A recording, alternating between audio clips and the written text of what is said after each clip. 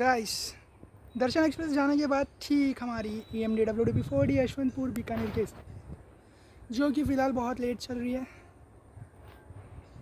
1:20 पे आना था, 2:20 हो गया।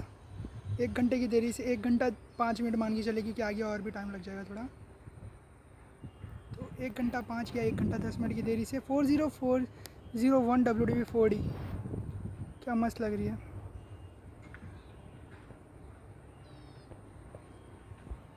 बड़ी स्पीड के साथ